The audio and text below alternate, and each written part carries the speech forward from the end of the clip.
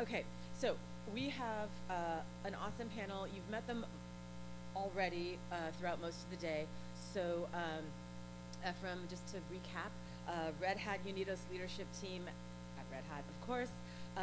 Dr. Rochelle Newton recently retired from Duke University School of Law. Advocate, mentor, woman of color, and very involved in STEM projects and programs still. Paloma Oliveira from Sauce Labs. Lisette, is Z-Score Solutions your company? That's awesome. Okay, cool. And Lauren, you did not meet earlier. Lauren is doing a book signing, what, tomorrow? Tomorrow. Lauren is the author of Designing Data Governance from the Ground Up, also the service designer at Steampunk. And because Lauren was not a speaker earlier and you did not meet her, I will give Lauren a quick intro. Lauren is an award-winning designer and analyst who currently works as a service designer at Steampunk, a human-centered design firm serving the federal government. She's also a founding editor of Springer's AI and Ethics Journal and an adjunct lecturer of interaction design at the George Washington University.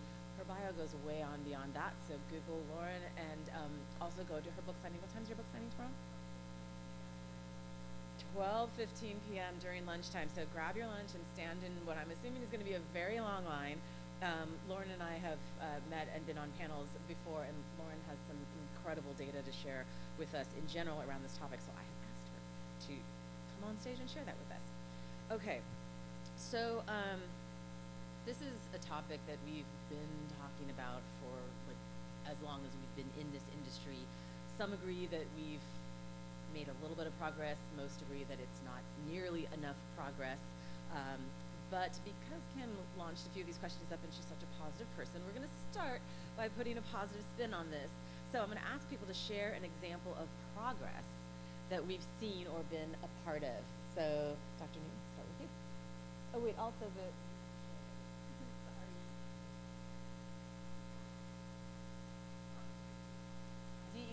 DE and I, like some advancements that we've made, some successes that we've actually had. We just kind of want to start on a positive note because we talk a lot about what's not enough and what isn't going well, which is super important. But also, we just want to start with like some successes that you've had and something that worked. I think that in information technology, there has been a lot of successes. I mean, over the last 20 or 30 years, we have seen more women CIOs.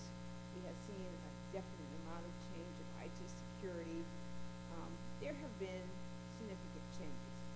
In the area that I work, since I have retired, I work a lot in consulting in diversity in IT. We have moved away from the concept of one person as a diversity officer. I think many of us have seen that that doesn't work. I think that what I was just talking with, her name skips me now. Nithya. Yes, she was just talking about what they're doing at Amazon with teams. I think that really does work, and we have been advocating for that to create teams of diversity officers, if you will, or diversity teams. I think that's what's working, and we've been advocating for people to think about diversity as a team, because think about that, having one person to solve all the diversity issues that happen in an organization, that's ridiculous. I mean, one person cannot solve all these problems. And to have that as a part of the HR office makes a lot of sense too, because as you're developing these policies, you need people to write policies that are inclusive and that are belonging, and not just thinking about, well, we'll hire some more, black people, or we'll hire some more brown people, or we'll do this. I think that pay and belonging needs to be the first two things that we think about every time, and we can't go back and think about, creating pay equity, because there's no way to do that. We started this wrong from the beginning. But I do want to say something that Ephraim brought up earlier about the workforce reduction. One of the places where I think that we are starting to think about is creating grief counselors at work. When you have reductions in work, is to think about having grief counselors or some kind of grief processes at work for the people that remain. You laid off X number of people, and the people that are there are left to figure out how to be productive with their team being broken up. So I think that's where we're seeing the most, and that's where I've spent most of my work now, is in grief reduction counseling in the workplace. So when I attended my first open source conference 5 years ago, I remember giving a lightning talk on bias in the data sets used to train algorithms, which are also known as AI more broadly. And at that time, there was an increasingly large body of research and results from product launches showing that particular launches of AI did not work as well for certain underrepresented groups as they did for other groups which are more dominant, and a lot of that, there were many reasons for that. There are many reasons for that. A lot of it has to do with the training data that is used to train these AI systems that all of us are beholden to, whether we choose to be or not.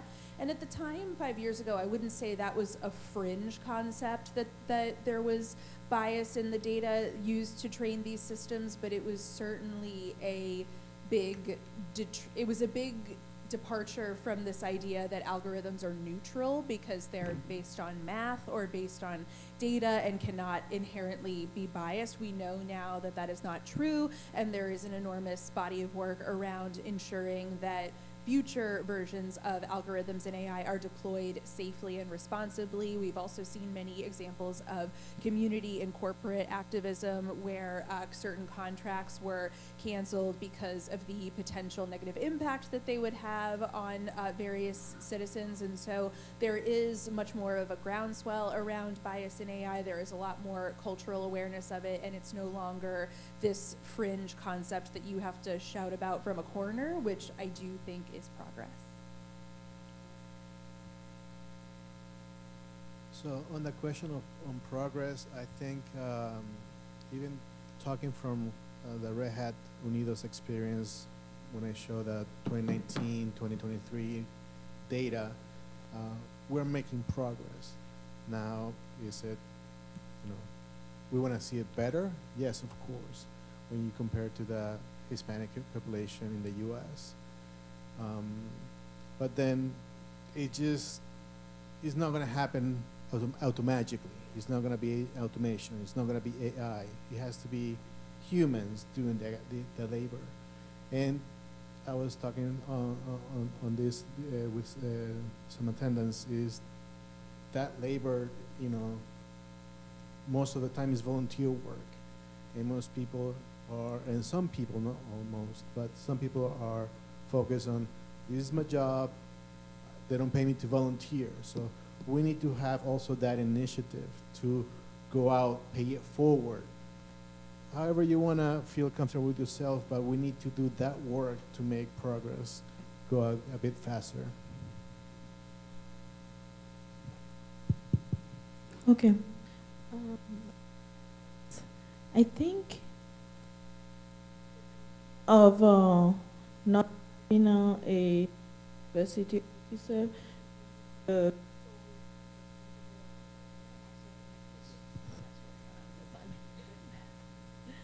the idea of having a chief diversity officer being the sole responsible of diversity has been debunked, that it doesn't work. So I think the progress now, you can see more on the organization taking ownership of that approach.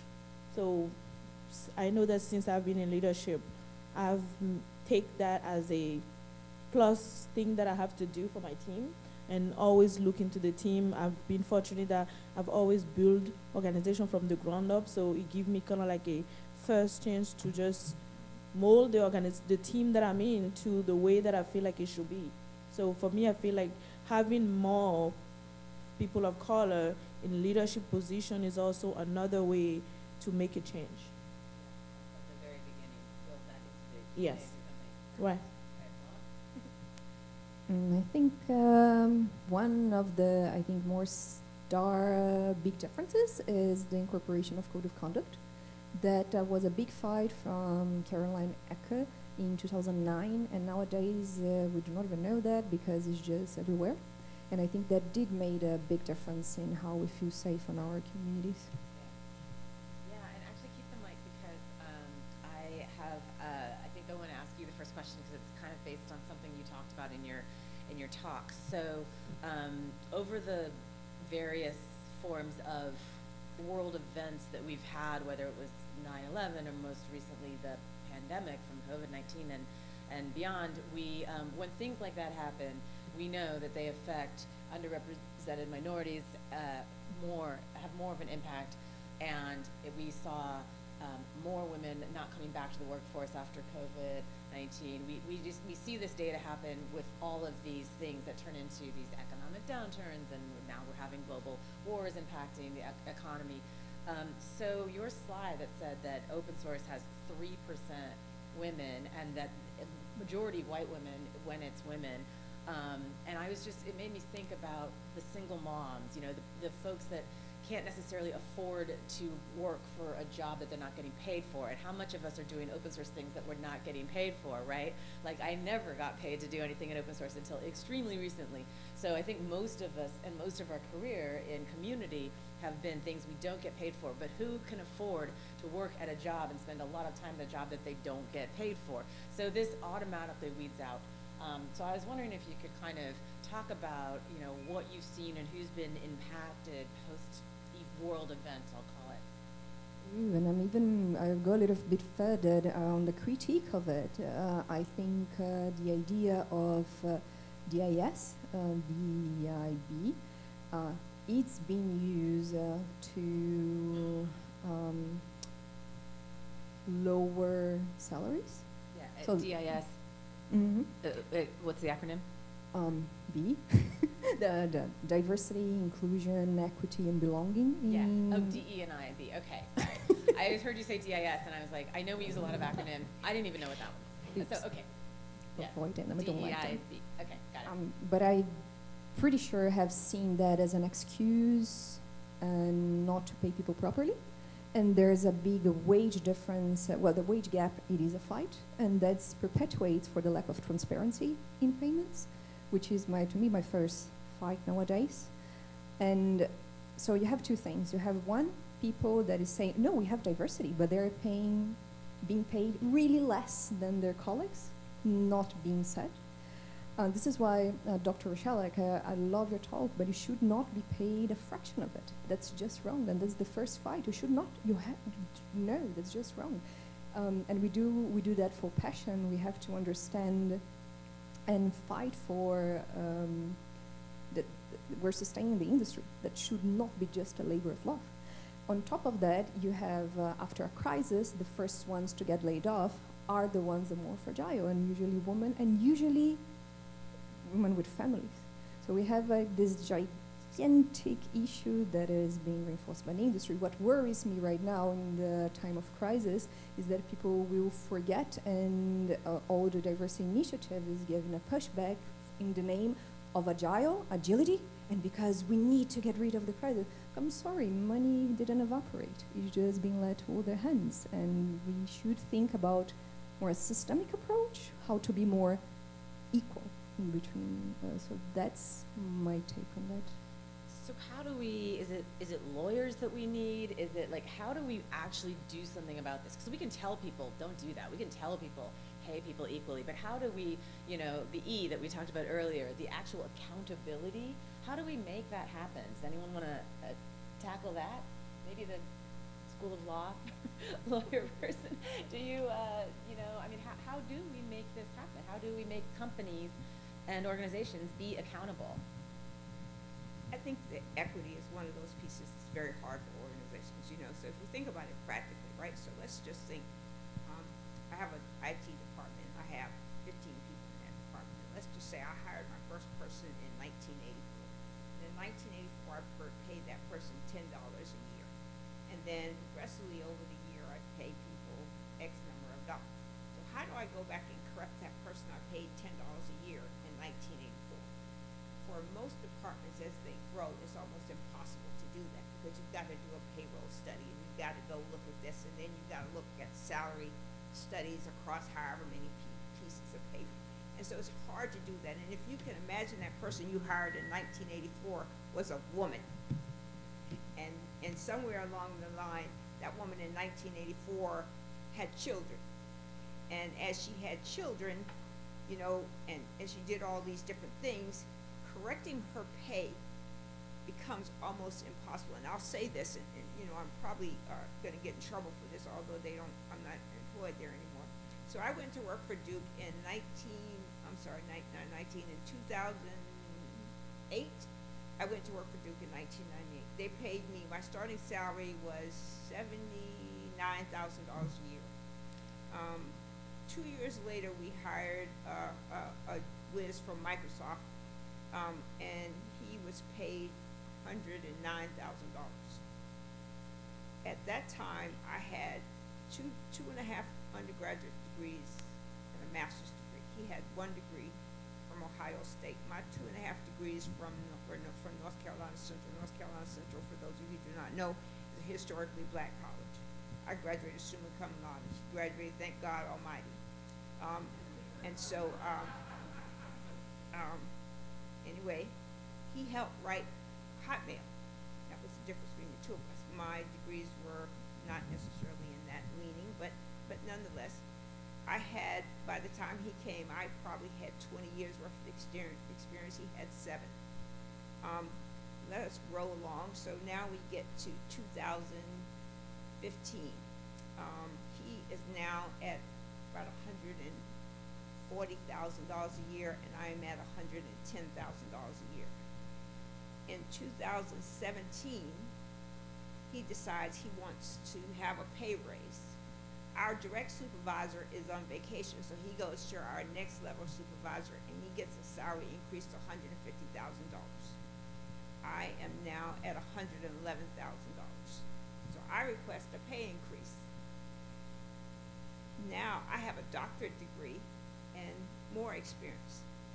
He has no more education and less experience, but in the wonderful world of IT, and I'm sure all of you know, working title.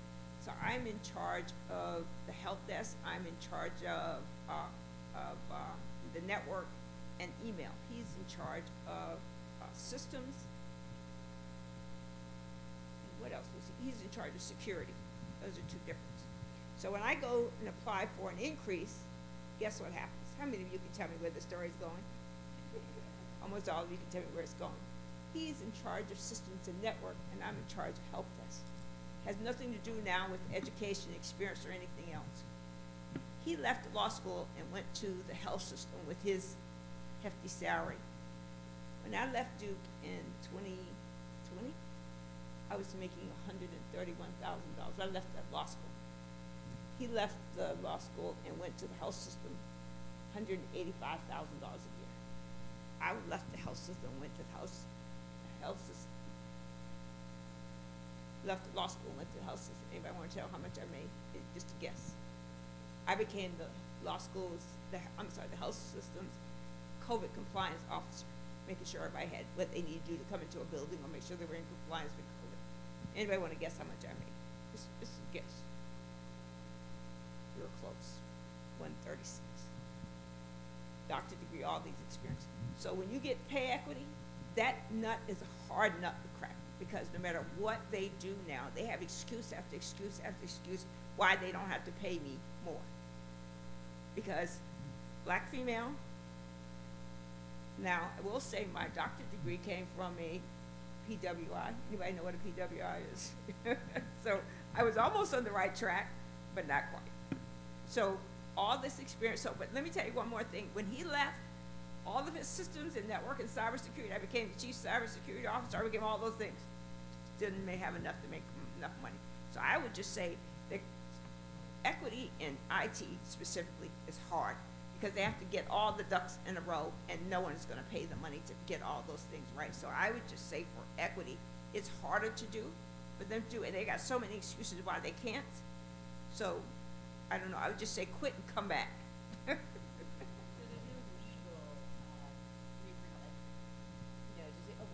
Don't give up the mic. Let me just say this. In terms of legal things, so if you work for a small company, a company less than 50 people, you can sue and win.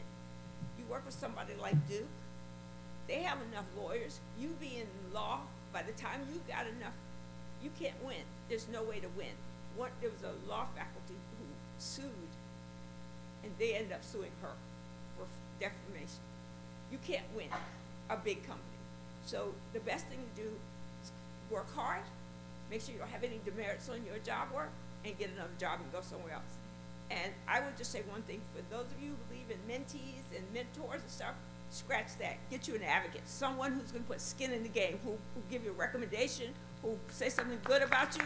Get you an advocate. Write you a letter of recommendation, and I am an advocate, so any of you need me, here I am. Awesome, thank you. Plus Yeah. one on that. Yes. Plus one totally, because I mean, we are tired of the whole career path. That's why in my slide I say sponsorship is the most important thing. You need people that will vouch for you in the room that you are not in. That's all. Yeah, absolutely. One of my favorite lightning talks to give, because it doesn't take long to get that point across, is about lending credibility, lending privilege, lending your accessibility. You have a seat at the table. Reach out and lend that credibility and privilege to someone else. And I love that part of your slide where you crossed out the word mentor and put advocate.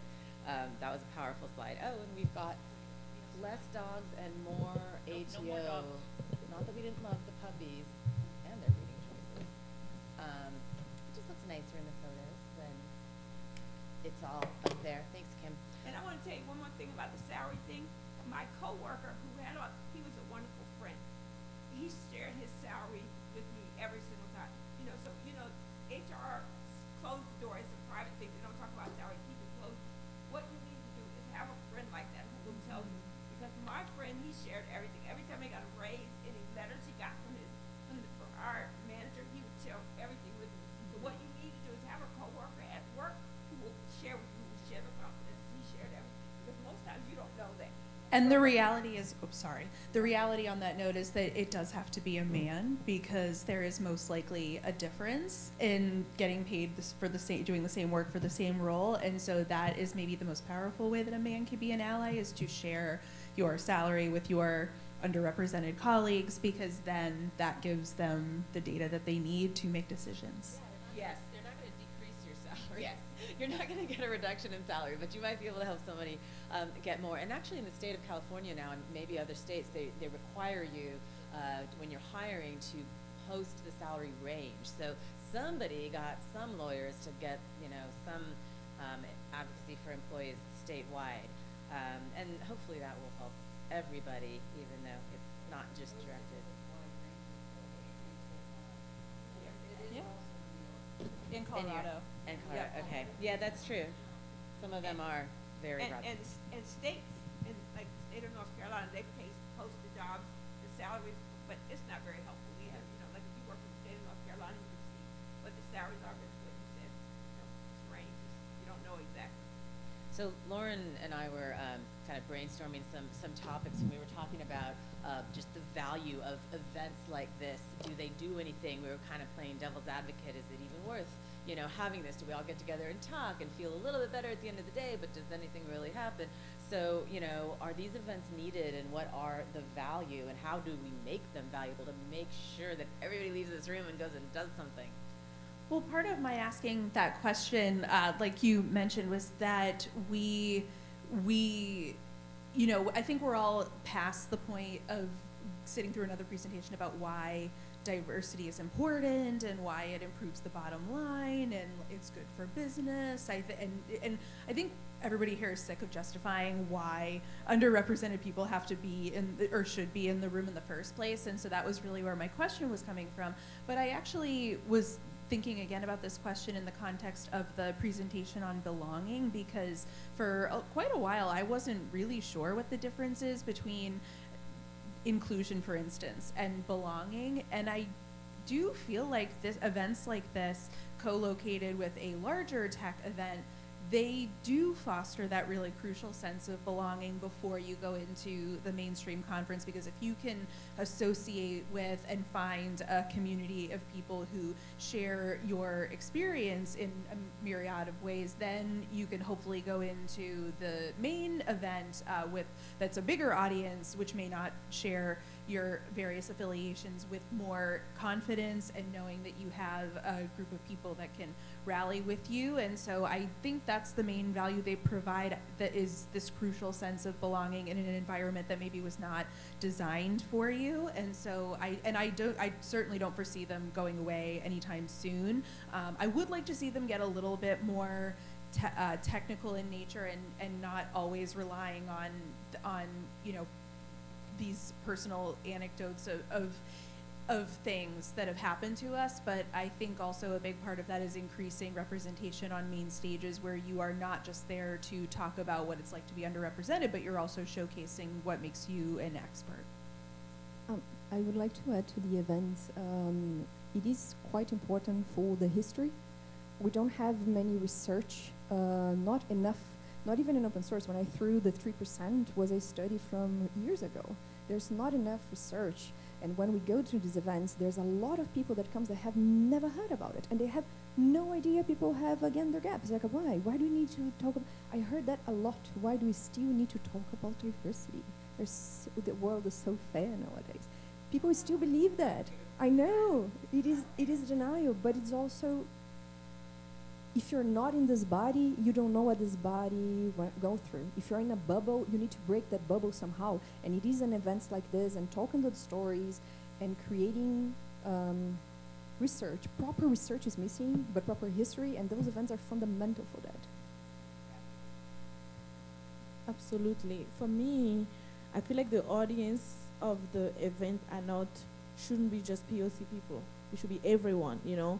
It should actually be like burst into the Main Street event, so that you know it's not just about your technical talk, but how do you bring everyone along in the journey. I think that's how we should frame it up. And I don't think people should be tired of us talking about this, because until it gets solved, well, we have to keep talking about it, you know. Like the question that the gentleman asked during how does other folks in the company feel about the diversity? It's because everybody want to be in a bubble, but then we need to be in the same bubble so we can continuously talking about why this is important.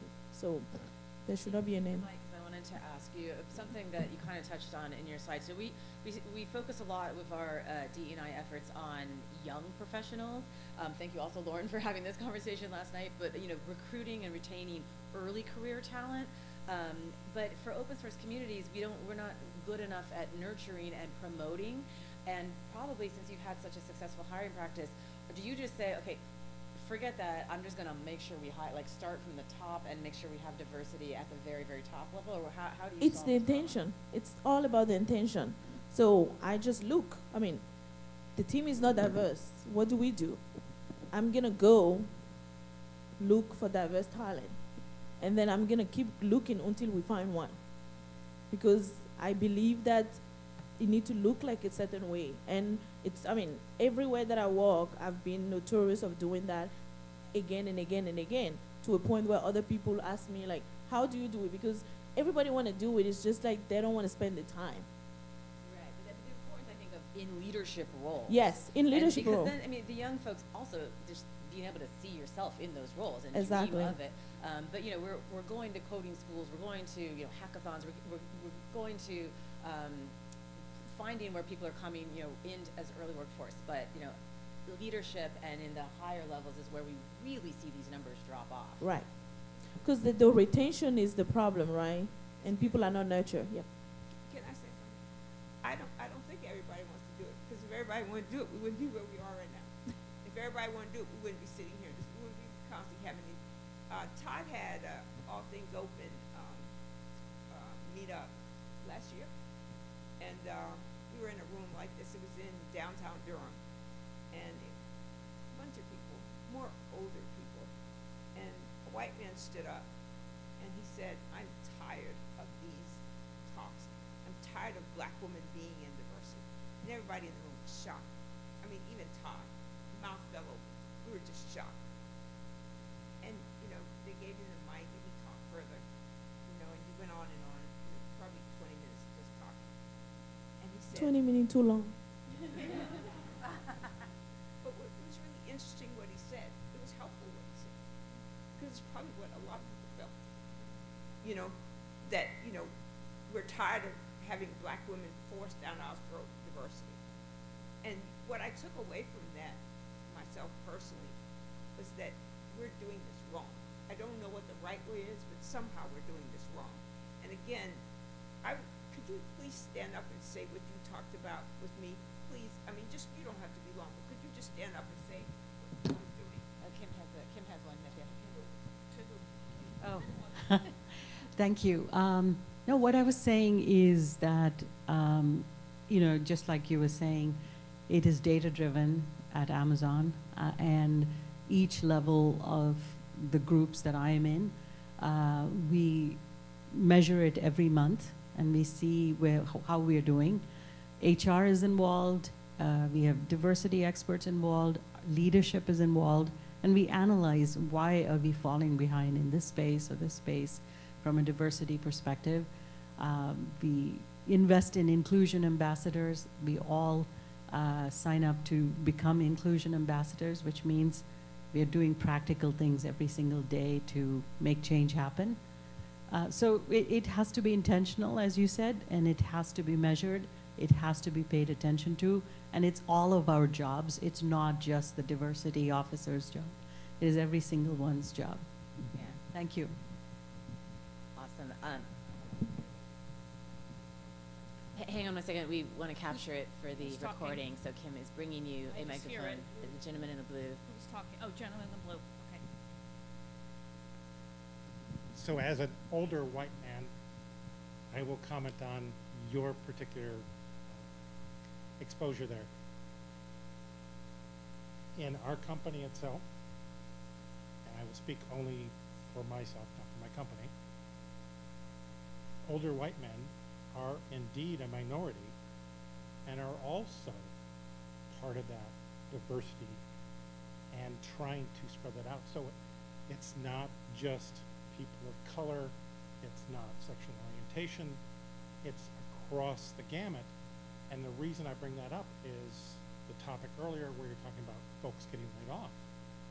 A lot of times it is not only people of diversity, but also because those older folks are in that group, they're also targeted and laid off because they themselves are also members of that same group. I think that's important to point out. Yes. And Yeah, it's ages. Absolutely, ages is terrible. Ages and disability. exactly. And I promised Maria I wasn't going to. I didn't mean to say the gentleman in the blue. I was going to say the gentleman with the Detroit hat on, but I knew Kim would have no idea what that hat was. So. But for all of those, accessibility is part of the conversation, and we shouldn't just use color references in case someone can't see blue. But I have two more questions for the panel, and the last one's gonna be AI. Don't worry, we're gonna get to the AI stuff. I know everyone's dying to talk about it, but before that, I wanna put another hot topic out here, the return to the office. This is what a lot of us are going through, and this is going to affect our communities. So what should we keep in mind? How do we advocate for who that's going to affect negatively when we're having these conversations about returning to the office, or when it's been mandated and we need to explain to our employers what's really going on? Who wants to take that? I can take that because I would like to understand why companies are forcing, because I think they are following a trend from major companies, but I see that being impacted through a lot of people, mostly people with children, and that goes for male, female, doesn't matter. You have children, you have a very heavy take on it, and that will impact not only your commuting time.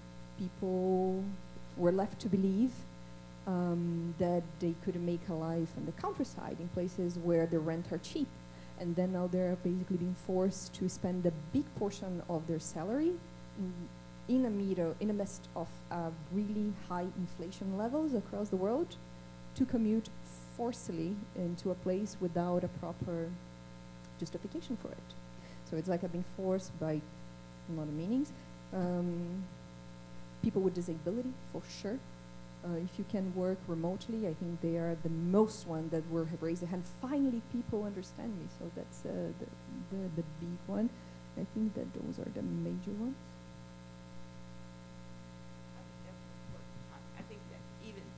I wrote a job description for a company last year. If you look at a typical job description for, let's just say for a blue collar job, it says things like must lift 10 pounds, must be able to bend. I mean, like that eliminates disabled people almost exclusively, you know. And I mean, when you think about things like that, we write job descriptions almost with blinders on. We don't really think about who's going to apply for that job, you know. And then, you know, when you add ages into that, you know, like I had a catastrophic illness last year, you know, and they revived me 3 times, and I was thinking, how do I restart my life? And I started looking, you know, am I going to go back to work? And, you know, part of me said, you know, I like looking at Law and Order, so no, not really. But when I started looking at these job descriptions, I was like, who are they writing these things for? You know, someone needs to think about who's writing these job descriptions, you know, and I think your point is very valid. So thinking just simply about climate, you know, and where we are. We have reduced our climate footprint a little bit by not having people back in these buildings, right? And now all of a sudden we want to rush back. And I think that's simply an economic decision, not something we're thinking about for our people, right? We're reducing the amount of gas, right?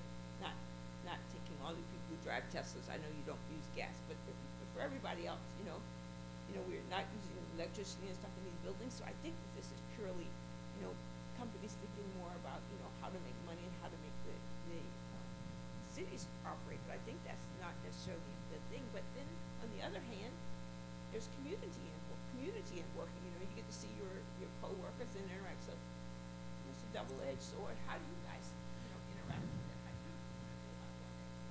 So, go ahead. For somebody that have been working remote for almost 15 years on and off, so I think a lot of company pre-pandemic, they didn't really understand what it means being remote. And then they realized during the pandemic that, okay, people can be super productive. Several facts. Most black women, I would say because I'm black woman, but most people of color enjoying working remote right now.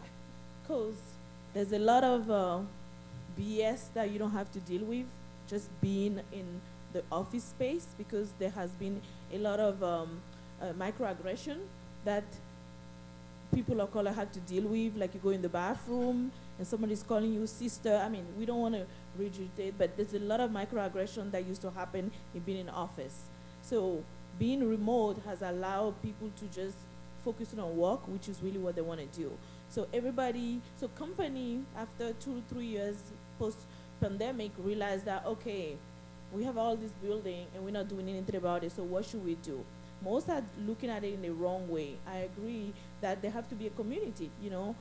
You have to meet in the room and work together, be on the whiteboard. You have to do that. That's part of just being a team. You just have to find the right solution, because some company are asking everybody to come to office once a week, but then I was in a conference last year in Copenhagen, and this was like the whole topic about just remote all over the world, you know, Australia, all over the world. People were like literally giving feedback.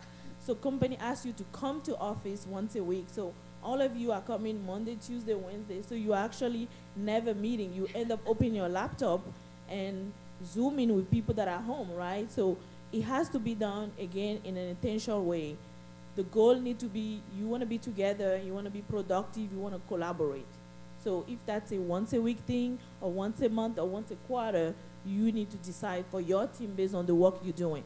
I work for like a robotic company, so we have to have a lot of hardware, right? Hardware, people need to test the hardware. So we have a team that is always there. But then we have other people that are software that don't have to come in office, you know?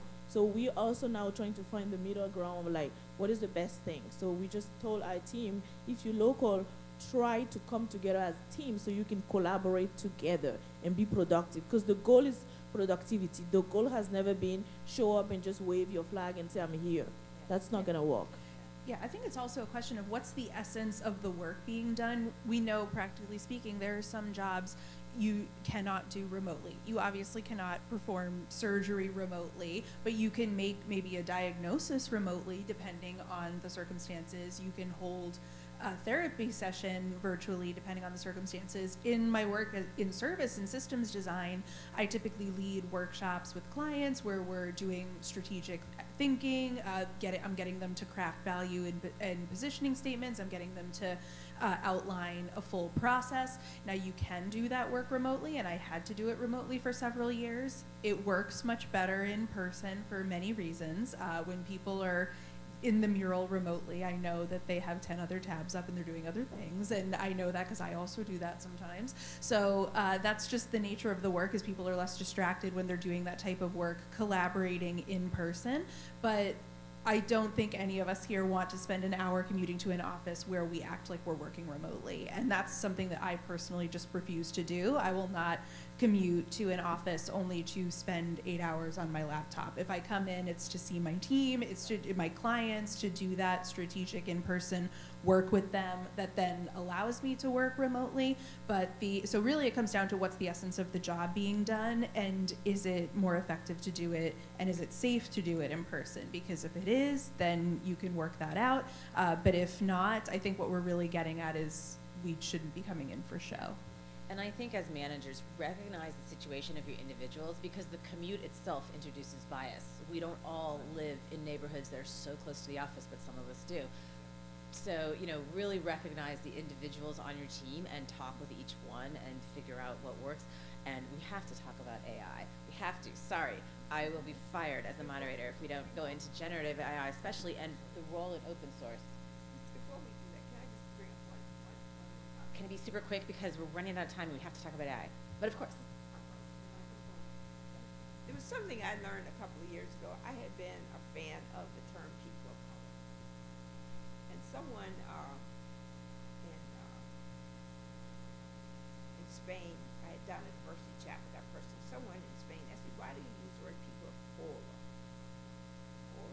And so we were talking about that. But anyway, I said, because that's what I had been told. And they explained to me that we are all people of color. And I have stopped using that term. So I'd like to ask you all to stop using it too. If you look in your crayon box, there's a white crayon in there. We are all people of color. Every last one of you. If you're white, you're a person of color. If you're brown, you're a person of color. If you're red, you're a person of color. We're all persons of color. So I ask you all, as much as you can, please refrain from person of color to refer to black and brown people if you can. If not, watch out. You'll find yourself a person of color. And this is where we could all debate over cocktails about the fact that we were taught that white and black are not colors, right? Weren't we all taught that when we were growing up? The absence of color, whatever. Cocktail discussion. In the meantime, AI is like usually the first thing that is brought up in a lot of the conferences we've been to recently. OpenAI is crucial, right? I mean, because we know there's bias in AI. So let's just discuss a little bit, why is open source AI so important? And if it's not open, what are the pitfalls and what should we watch out for? I'm going to go straight to Lauren on this one because I know you have some thoughts. I have a lot of thoughts, but one of them, which I'll expand on more in my talk tomorrow about designing data-driven cultures, is around the context that comes with data. As Lisa Marie mentioned, I teach a few courses at George Washington University in Washington, D.C., and we just did a lecture on the pitfalls of the various pitfalls in data sets, including some risks and pitfalls with open data. And open data is an area that I think is less developed in the open source world than open source code.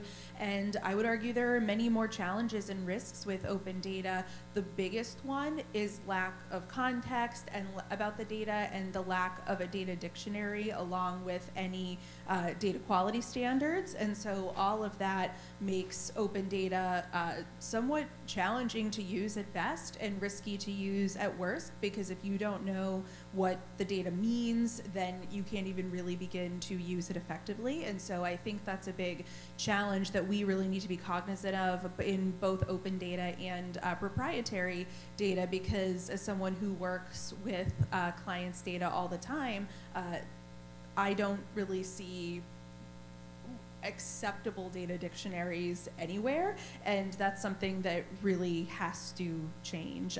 It's not a nice to have, it's a must have. Well, data is a very necessary point, and I can give you Well, nowadays AI is seen as the truth because of the when we say large language models, there's this perception of they contain all the information needed, and we will believe in using the comfortable of the outputs, just like ChatGPT, who doesn't use it, everyone. Getting that as the truth has serious impacts. Easy one, HR. How many companies here are using for a previous filter, using AI to choose which people we may interview or not? That's just one example, right? And that has a directly affection on how people are living. If you will rely on a data that you don't have the proper context, or you don't have the proper data model to understand which world are you modeling it, is just, and I feel like I'm just repeating what I've been reading a lot, but that's how I see it. Like you're just reinforcing a lot of bias, a lot of prejudice, and you are making the life of the ones that are being affected for it even worse more and more. It's a question of recreating the worst possible possibility of the road digitally affecting real life. Right. HR is a great one because the job description is written with bias. The resume filtering system is written with bias. Like it's all packed in there, and so the outcome is obviously going to exclude a lot of people. Audience questions? Yay, Kim. Promised Kim she wasn't gonna have to go to the gym because she was gonna be running around like crazy. Right. Okay. Oh, don't make me I pick. got somebody's like tackle me. I have a question for the individuals that are familiar with AI technology. Based on any use cases that you may have seen with clients or customers or internally open source, do you foresee AI being a solution that allows organizations to tackle some of the DEI problems that we're seeing today? Yes, and I think it can be like any technology, it can be both a help and a hindrance. And so that's why I really try to steer away from myself and others using attaching human emotions or motivations to technology. For instance, saying social media is evil or things like that. It's a neutral, it's how the technology is used. And similarly with AI, I mean, there are tools out there that can help you decrease bias because that's what they're designed to do. If we look at HR and how HR and the pipeline, the algorithms that are used to review resumes, that's really the root of the problem. Or not the root, but it's the start of a very prolonged problem of diversity in tech for a myriad of reasons. But there are tools like Textio which use techniques like natural language processing to review your job descriptions and then come back with automated analyses of how equitable the language you've used is and how likely you are to attract certain types of candidates over others. It gives you suggestions for how to change some of the words. So it's like almost like giving you an opportunity to course correct before you ever publish the job descriptions. And it's a tool that uses AI for that very specific purpose of solving the issue of bias in job descriptions, which is so embedded that I don't even necessarily think there's malintent there. People don't even realize that how biased that language can be against certain applicants or prospective applicants. So there are opportunities. I think there are more risks than opportunities, but the opportunities do exist. What I would say is AI has been around for a while, right? So it's just becoming super mainstream. But when I talk to Black and brown folks, I always say, again, let's not look at it as an outside thing. Let's jump into it. Because as she mentioned, the data is biased. But how the data is going to change is if somebody like you is checking it so that you can retrain the data. That way, next time when you ask information, it will give as we all are part of, it's almost like there's a game happening and you don't want to be on the sideline and watching the game. I like to give that analogy. You want to be in the game, you want to be using the tool, all the tools that are available. I've been using AI tool for quality assurance the past, since 2016. has they been great? Most of them sucks, but at least the tools are learning, the model is learning, and by now some of them are great, some of them are not good. But you cannot teach me something that I have not played with, right? Or tell me that this is wrong. I can make a decision by looking at the result that I get. So I'll say, let's not be afraid of it. Let's not say, like she say, it's evil, and start looking at it, and then 5 or 7 years from now, we miss the ball again. So. I think we have a question. There's Oh, sorry. one directly thing that I want to mention about how can they be super well used for filling gaps. It does raise your productivity a lot when you use those tools. And when you are, for example, today I was talking with someone in the hallway saying, I want to kickstart my career, but I want to go in a company that properly mentors me. My experience, that doesn't exist. But with AI tools, you can mentor yourself because you can raise your productivity really fast. And I think that's very positive when you're trying to fill in the gaps. If you know how to use them, you can ensure that you're properly communicating, that you're properly showing results, that will help you a lot to grow. There's a question, somebody has a mic. Yeah. So I'll start with saying that this is great. You know, the discussion from the panel is amazing. It is, especially given the fact that we're talking about inclusion and diversity. What I feel is that, you know, all of the stuff we talked about is a general thing that you can apply to IT and software industry as such, right? Or for that matter, any other industry too. And the fact that I've come, this is my second year at ATO, and I really love this half a day session that we have on inclusion and diversity. But I see the slide says inclusion and diversity in open source, right? So what is very specific to open source that we can do that is different, or maybe in addition to what we already talked about in the general IT and software industry? The biggest thing to me that distinguishes open source, that open source communities can do, is to not just have a code of conduct for behavior, but in online communities and offline, but to enforce them. That latter part is crucial, and it's much harder to do. But I do think that that is a distinguishing point. Any organization that is going to have HR, legal, they're there to protect the organization, not the employees, but that's another story. But open source really should be there to protect the community and its members from any type of abusive and harassing behavior. And if your community does not have a code of conduct, then it's, I would argue, not really a community at this point. That is just a given, and I've spoken to many people who will not contribute to open source projects and communities if they don't have codes of conduct. But you also have to have a very specific process for how to enforce them, and you need to communicate that process to the people in your community who are at risk and or experience averse behavior, because just reporting it to them, everybody says report abusive behavior.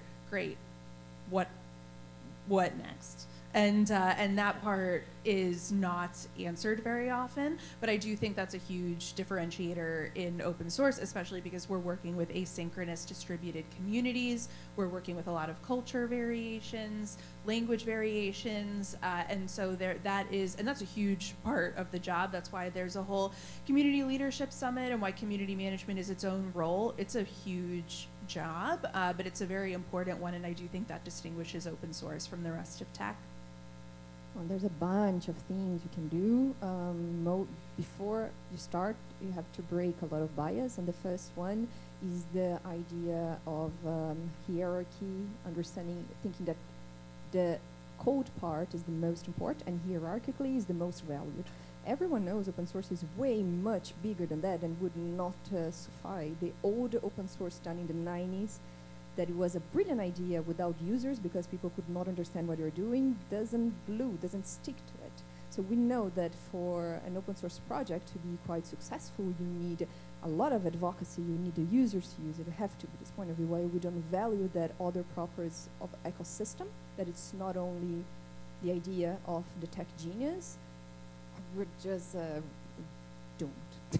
But that's the first one, and that goes along with communication, how we are communicating with people that are being the future users and contributors. that means valuing other languages, although we accept English as default. If we do not include others that cannot properly use all the nuances of communications beyond English, we are excluding a big part of the world population, and that's impacting open source a lot in terms of diversity as well.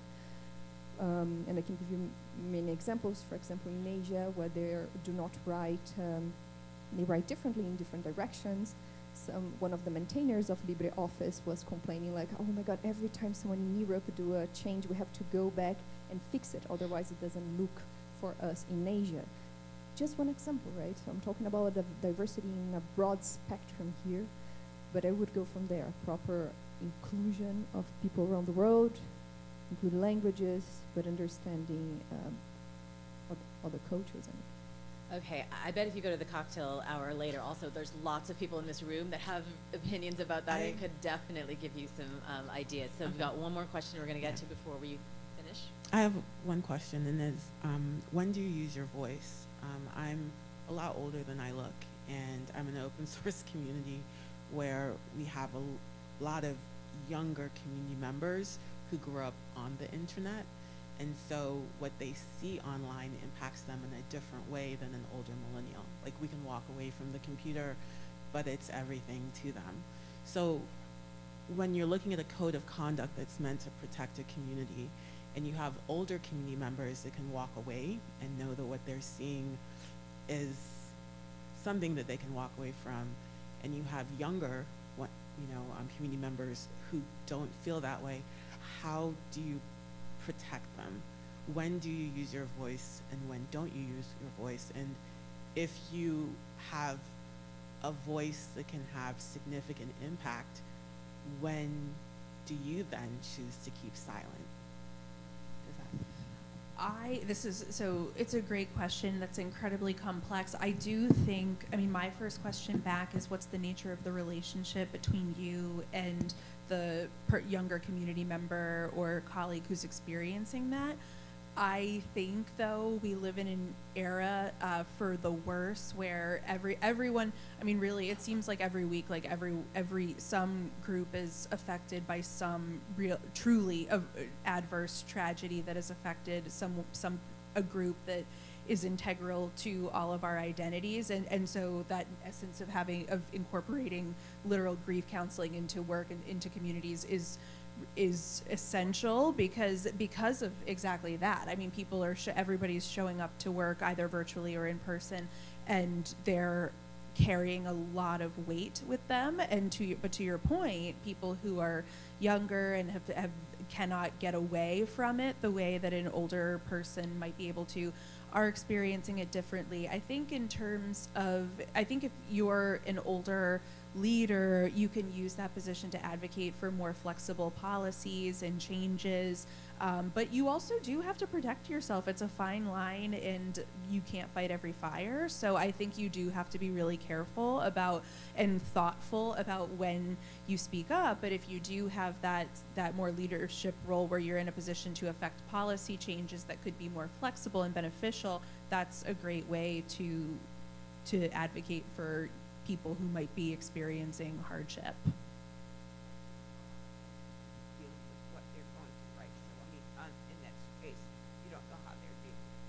So you might step in and say something, and it might push them over the edge. You really don't know. So what you can do is offer them as much support as you can, offer them help, or refer them to someone who can help them. Some of them are leaving. Altogether.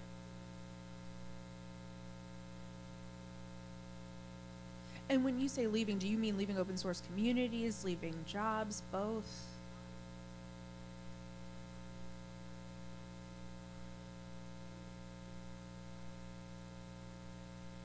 They're withdrawing from the community and Yeah. also choosing leaving jobs that are more prominent in it, and instead seeking less prominent positions. So when do you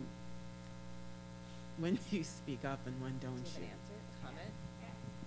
Yeah. We have one person who wants to, in the middle there. Oh, wait for the mic. Wait for the mic so everyone can hear you. Thank you. Whoa. I guess as someone who's younger and who has had a handful of mentors, like in my positions of work, it is, I think, always appreciated to do a one-on-one or a DM situation where it's not in the public, right? It's in that private space where you know you didn't misinterpret someone or you get their, like, their opinion on it. I feel like that is a more intimate situation where you could kind of gauge whether they want to ask for that help or if they feel like they've already made their decision. So ask if you can help. Yeah. Yeah. This is a great topic. Also, I think last year Todd might have put an ageism talk on the agenda, or maybe it was the year before. It's definitely, if you're organizing conferences like this, something that we should talk about. You mentioned you look a lot younger than you are. I think one of the things about being a woman is we experience ageism maybe earlier, or at an earlier age than our male counterparts.